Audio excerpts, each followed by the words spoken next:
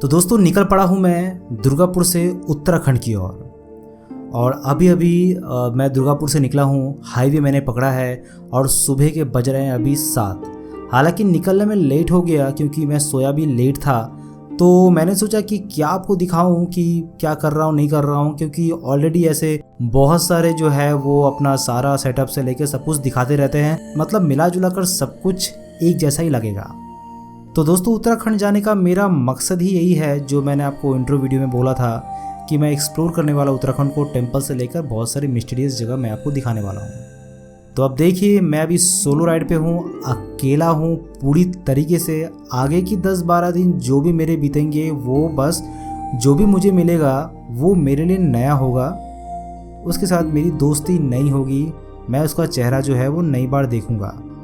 तो मेरा अभी ये बाइक जो है हिमालयन और ये रास्ता बस 2 ही साथी है मेरे, और बस यही है मेरी कहानी जो है यहाँ से स्टार्ट होती है।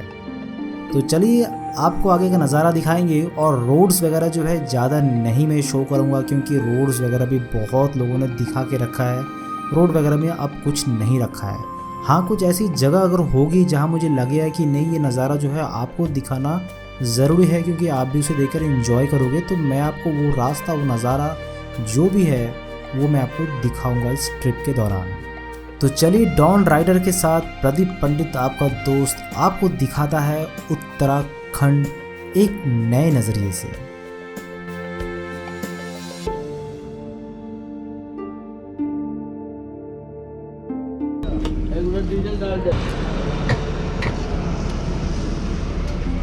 जो मैक्सिमम पेट्रोल पंप को देखते हैं ये वाला खराब रहता है, हवा वाला। कौन?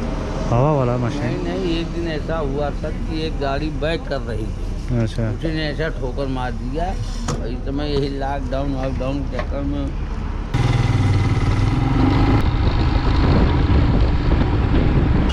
तो दोस्तों ये है वाराणसी सिटी और हम खड़े हैं कहाँ पर? रविदास गेट के पास।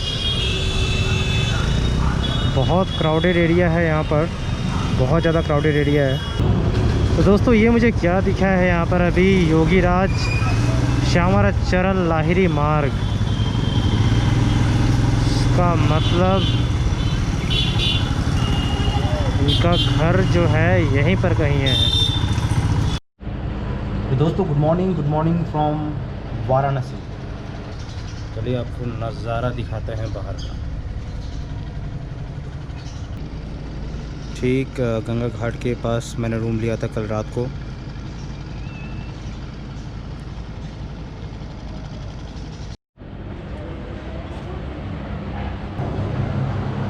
तो दोस्तों प्लान अभी ये है, अभी मैं पूरी तरीके से रेडी हो चुका हूँ और ये है मेरा रूम।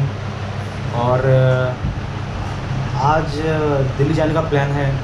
करीबन यहाँ से 800 साढ़े 800 किलोमीटर है यहाँ से दिल्ली अभी। और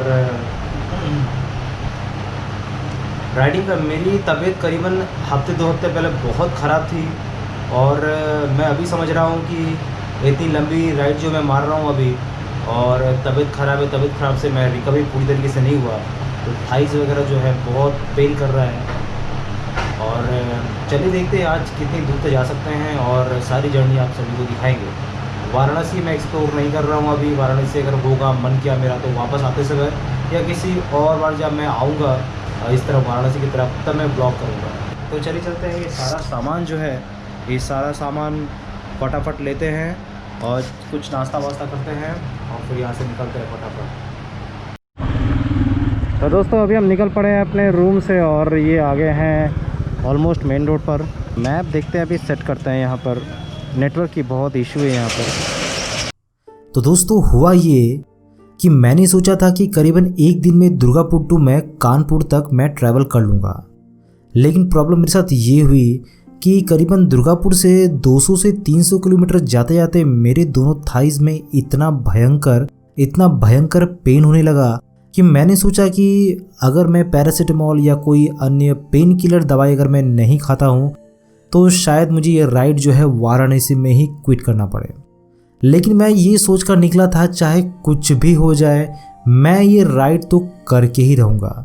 मैंने केमिस्ट शॉप से पेन किलर भी लिया, पैरासीटामोल भी लिया, लेकिन उसे मैं इस जर्नी के दौरान मैंने बहुत बार सोचा कि मैं इसे खाऊं, लेकिन मैंने इसे नहीं खाया। मैंने अपने विल पावर पर भरोसा किया और मैं निकल पड़ा। लेकिन मुझे वाराणसी में इसलिए रुकना पड़ा क्योंकि दोनों थाइस जो है बहुत पेन हो रहे थे। इसीलिए ये सोचने के लिए कि मैं आगे बढ़ूं या ना बढ़ूं, मैंने एक जंक्शन पॉइंट मान लिया था वाराणसी को। लेकिन गंगा मैया का आशीर्वाद है और विश्वनाथ भगवान भोलेनाथ का भी आशीर्वाद है कि जो है पेन जो है उसे दरकिनारी करते हुए मैं निकल पड़ा वाराणसी से न्यू दिल्ली की तरफ। अब आगे देखिए कि और क्या क्या मेरे साथ घटता है ये इस ट्रिप के दौरान। आप ये सब देखकर हैरान हो जाएंगे कि सोलो ट्रिप में और विदाउट प्रॉपर गियर्स और मिनिमम रिसोर्सेज में इतने हज़ार किलोमीटर तय करने में क्या क्या दिक्कतें आती है। एक तो मेरे थाइज में दिक्कत है, दोनों थाइज बहुत पेन कर रहे हैं, जिस चीज़ के लिए मुझे वाराणसी में रुकना पड़ा। लेकिन फिर भी मैंने अपने विल पावर का सुनते हुए मैं आगे बढ़ा। और अब देखिए इस थाइज दर्द में ये टायर पंचर हुआ, और वो भी टायर पंचर दुकान के ठीक 2 किलोमीटर पहले। गाड़ी को खुद से ठेल कर, अब देखिए सामान इतनी लोड है, ऊपर से हिमालयन इतनी भारी, ऊपर से ये टायर पंचर। अब आप ज़रा ये अंदाज़ा लगा सकते हैं कि मेरी किस लेवल की, अब समझ ही गए हो कि मैं क्या बोलना चाहता हूँ। तो चलिए ठीक है, फाइनली मिल गया एक पंचर वाला। और ये पहले बहुत नखरे कर रहा था कि ये टायर मैं नहीं खोल पाऊँगा, तो मैंने बोला यार साइड से ट्यूब निकाल के इसे ठीक कर दे। तो फाइनली टायर ठीक हो गया और अब चलते हैं, देखते हैं आगे तो मुझे लगता है कि और भी बहुत कुछ होने वाला। ये तो एक आगाज़ है, चलिए चलते हैं।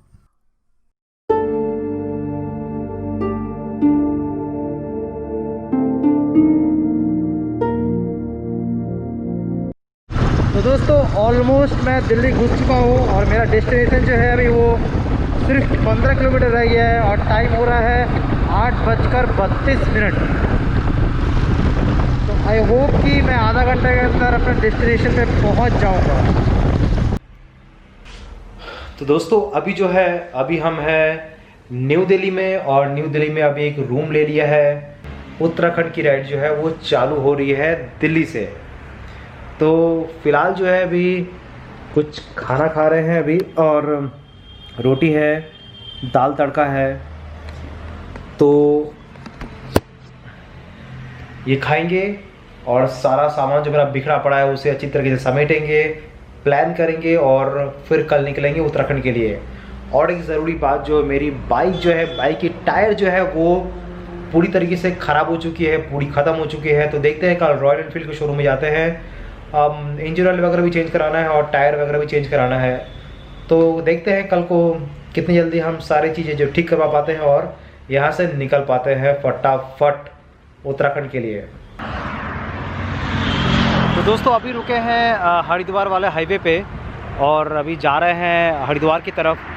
गाड़ी की टायर की जो हालत है वो बहुत ख़राब है, पूरी प्लेन हो चुकी है। अगर एक भी हल्की सी कील या कुछ भी अगर ब्रेक कुछ भी सख्त चीज़ अगर अंदर इंसर्ट होती है इसकी, तो बस टायर जो फ्लैट हो जाएगा।